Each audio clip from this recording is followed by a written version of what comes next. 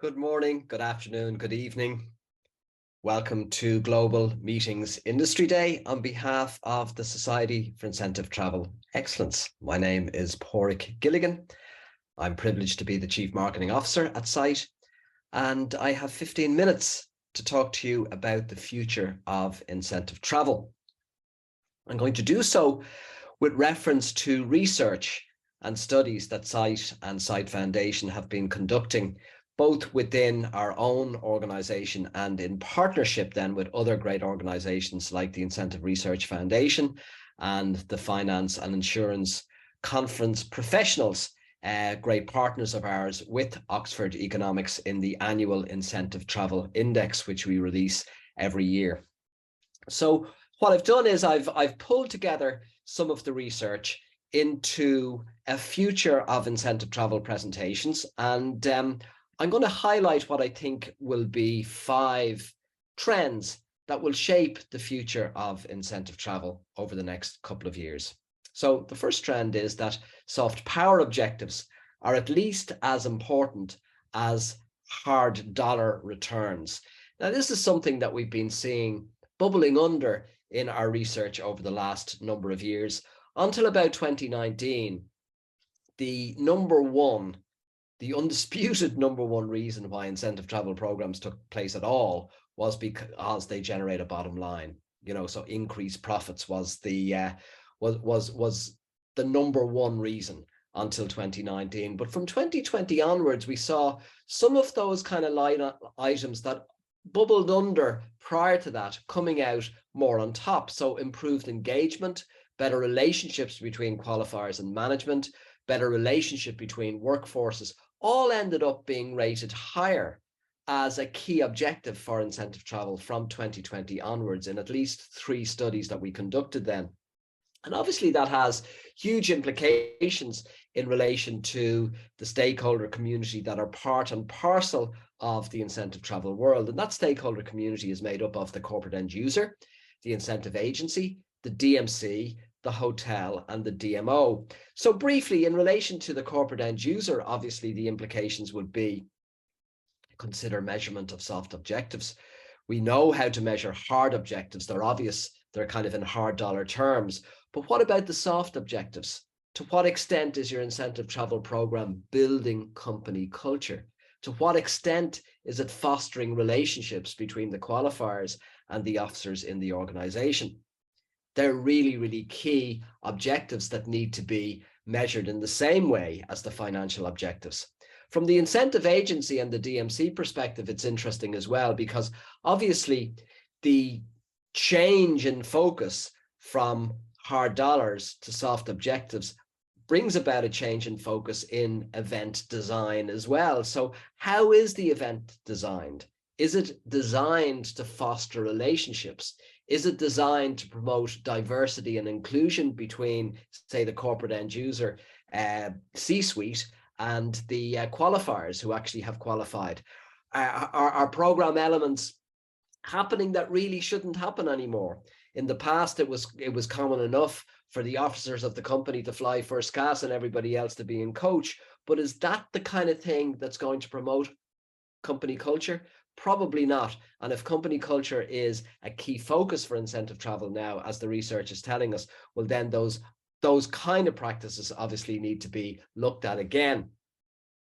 So a second trend that we're seeing is that one size does not fit all. Sectoral and geographical diversity is actually abounding when it comes to incentive travel. And we see this across the different industry verticals.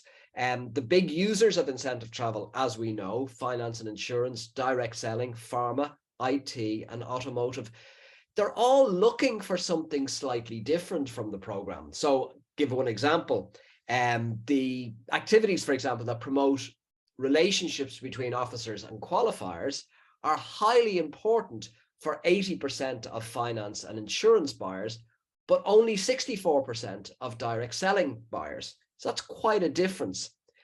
We see the same when we look at the geographical diversity. So, for example, this chart here is showing how different sentiment around recovery is radically different in the chart on the right, which represents North America, from the chart on the left, which represents the rest of the world. So recovery is clearly slower in the rest of the world region than in North America, although by 2023, it does begin to even out.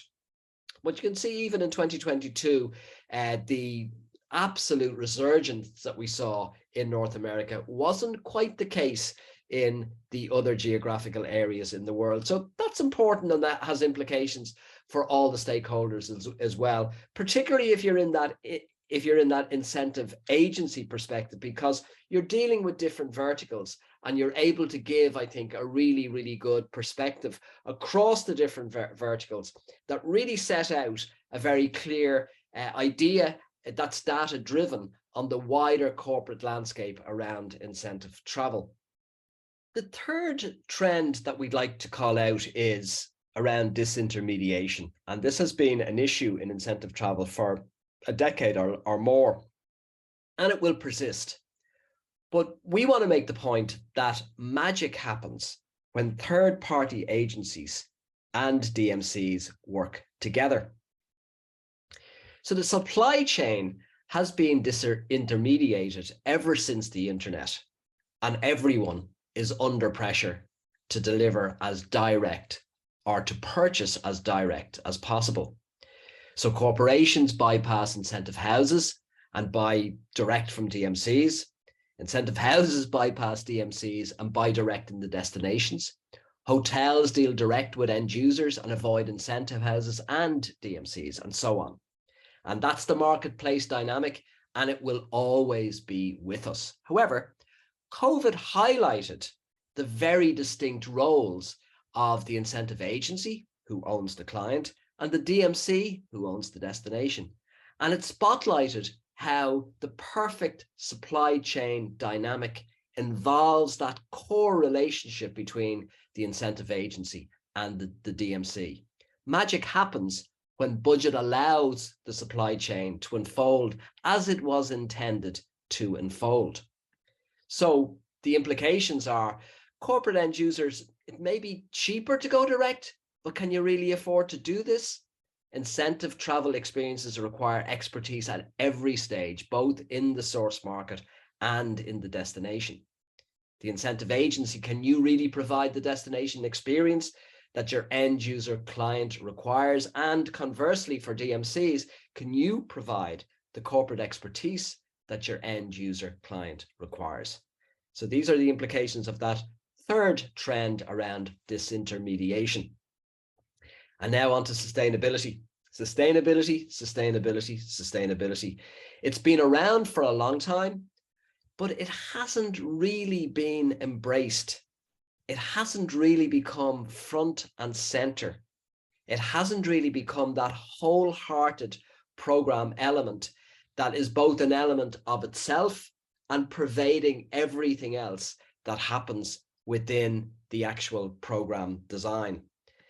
Now, we think that there are huge implications for this because corporations increasingly are being required to report to the stock market, not just on profitability, but also on people and planet as well.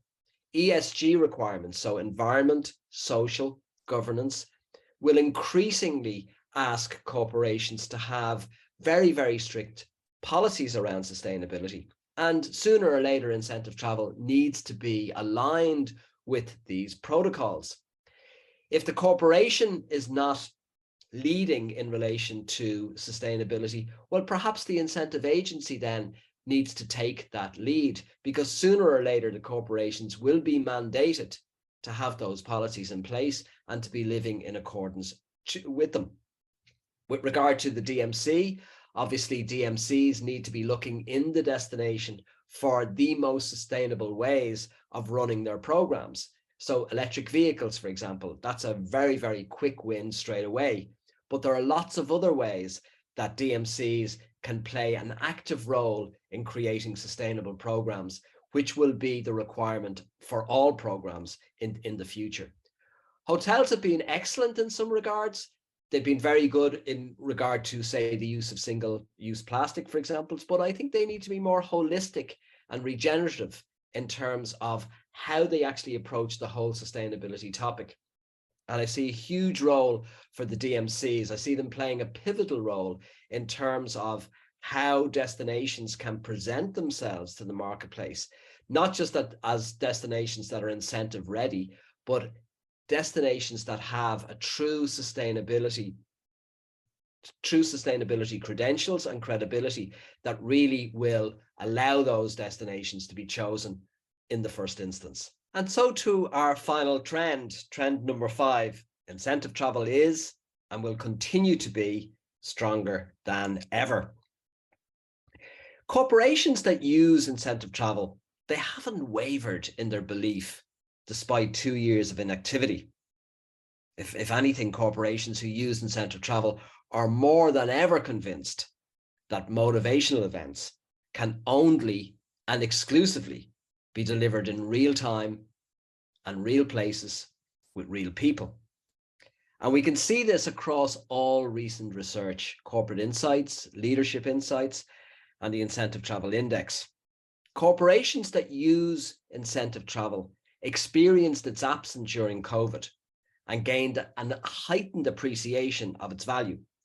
And importantly, this is impacting on the C-suite decision makers and across all the sectors, to the point that incentive travel is far more identified as a profit driver than a cost center. And again, the implications for stakeholders are very, very clear. From a corporate end user perspective, we can see that transient corporate travel and meetings, they may decrease, but incentive travel will increase. For incentive travel agencies, it's really important to continue to present case studies that highlight the indispensable value of face-to-face, in real life, real people, real places, real time. DMCs need to always stress the power of face-to-face, as do hotels and DMOs, because that's how we prevail. That's what we do. That's the uniqueness that we bring to the industry. So thanks so much for the opportunity to speak to you on Global Meetings Industry Day on behalf of the Society for Incentive Travel Excellence.